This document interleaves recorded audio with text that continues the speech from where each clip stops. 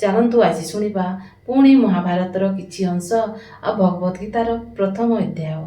ହେ ରାଜନ, ଏହାପରେ ବ୍ୟୁହର ରଚନା ପୂର୍ବକ ଯୁଦ୍ଧ କରିବାକୁ ପ୍ରସ୍ତୁତ ହୋଇ ରହିଥିବା ଧୃତରାଷ୍ଟ୍ରଙ୍କ ସମ୍ବନ୍ଧୀୟମାନଙ୍କୁ ଦେଖି ଶାସ୍ତ୍ର ପ୍ରୟୋଗ କରିବାକୁ ଯାଉଥିବା ସମୟରେ କପିଧ୍ୱଜ ଅର୍ଜୁନ ନିଜ ଧନୁ ଉଠାଇ ହୃଷିକେଶ ଶ୍ରୀକୃଷ୍ଣ ଭଗବାନଙ୍କୁ କହିଲେ, ହେ ଅଚ୍ୟୁତ, ମୋ ରଥକୁ ନେଇ ଦୁଇ ସେନାଙ୍କ ମଧ୍ୟରେ ଠିଆ କରାନ୍ତୁ।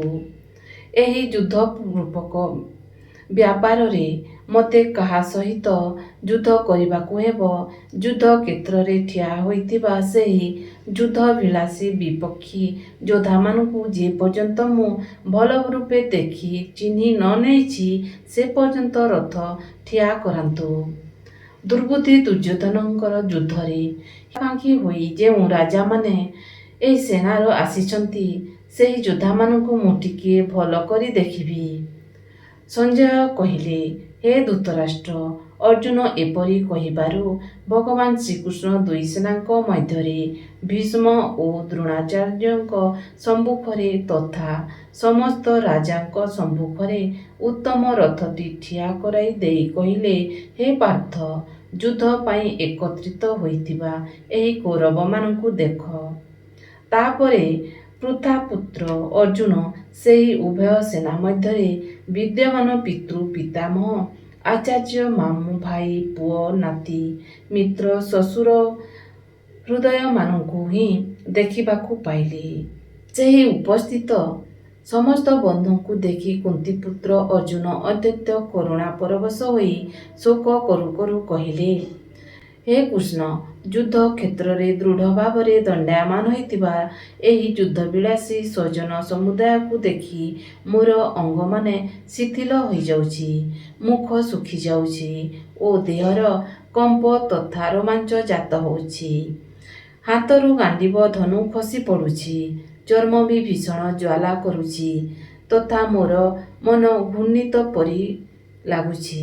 ତେଣୁ ମୁଁ ଠିଆ ହୋଇ ରହିବାକୁ ବି ସମର୍ଥ ହୋଇପାରୁନାହିଁ।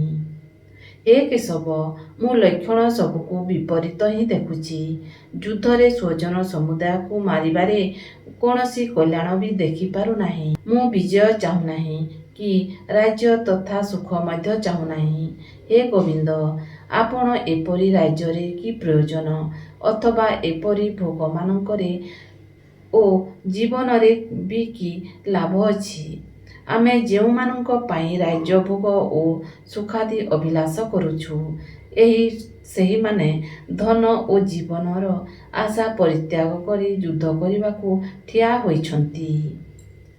ଗୁରୁମାନେ, ପିତୃମାନେ, ପୁତ୍ରମାନେ ଏବଂ ସେହିପରି ଏମାନେ ମୋତେ ମାରିଦେଲେ ବି ମୁଁ ଏମାନଙ୍କୁ ମାରିବାକୁ ଚାହେଁ ନାହିଁ। ପୃଥିବୀ ଲାଭ କରିବା କଥା କିଏ ପଚାରେ? ତିନି ଲୋକର ରାଜ୍ୟାଧିକାର ମିଳିବାରେ ଥିଲେ ମଧ୍ୟ ମୁଁ ଏମାନଙ୍କୁ ମାରିବାକୁ ଚାହେଁ ନାହିଁ। ହେ ଜନାର୍ଦ୍ଦନ, ଧୃତରାଷ୍ଟ୍ରଙ୍କ ପୁତ୍ରମାନଙ୍କୁ ମାରିଦେଲେ ଆମକୁ କି ସୁଖ ମିଳିବ? ଆତତାୟୀମାନଙ୍କୁ ମାରିଲେ ତ ଆମକୁ ପାପ ଲାଗିବ। ତେଣୁ ହେ ମାଧବ, ନିଜ ବାନ୍ଧବ ଦୁର୍ଯ୍ୟୋଧନାଦି ମାରିବା ଆମ ପକ୍ଷରେ ଉଚିତ ହେବ ନାହିଁ। କାରଣ ନିଜ କୁଟୁମ୍ବମାନଙ୍କୁ ମାରି ଆମେ କିପରି ସୁଖୀ ହୋଇପାରିବା? ଯଦ୍ୟପି ଲୋଭବଶତଃ ଭ୍ରଷ୍ଟଚିତ୍ତ ହୋଇଥିବା ଏହି ଲୋକ କୁଳ କ୍ଷୟଜନିତ ଦୋଷ ମିତ୍ରଦ୍ରୋହ ଜନିତ ପାପ ଠାରୁ ନାହାନ୍ତି, ମିତ୍ରଦ୍ରୋହ ଜନିତ ପାପ ଜାଣିପାରୁନାହାନ୍ତି, ତଥାପି ହେ ଜନାର୍ଦ୍ଦନ, କୁଳ ନାଶରୁ ଉତ୍ପନ୍ନ ଦୋଷକୁ ଜାଣିପାରୁଥିବା ଆମ୍ଭେମାନେ ଏପରି ପାପକୁ ଦୂରେଇବାକୁ ବିଚାର ନ କରିବୁ କାହିଁକି? କୁଳ ନାଶ ହେଲେ ସନାତନ କୁଳଧର୍ମ ନଷ୍ଟ ହୋଇଯାଏ। ଧର୍ମ ନଷ୍ଟ ହୋଇଗଲେ ସମୁଦାୟ କୁଳକୁ ପାପ ମଧ୍ୟ ବିଶେଷ ଭାବରେ ବ୍ୟାପିଯାଏ। ହେ କୃଷ୍ଣ, ପାପ ଅଧିକ ବଢ଼ିଗଲେ କୁଳସ୍ତ୍ରୀମାନେ ଅତ୍ୟନ୍ତ ଦୂଷିତା ହୋଇଯାନ୍ତି। ହେ ବାଷ୍ପେୟ, ସ୍ତ୍ରୀମାନେ ଦୂଷିତା ହୋଇଗଲେ ବର୍ଣ୍ଣ ସଂକର ଉତ୍ପନ୍ନ ହୁଅନ୍ତି।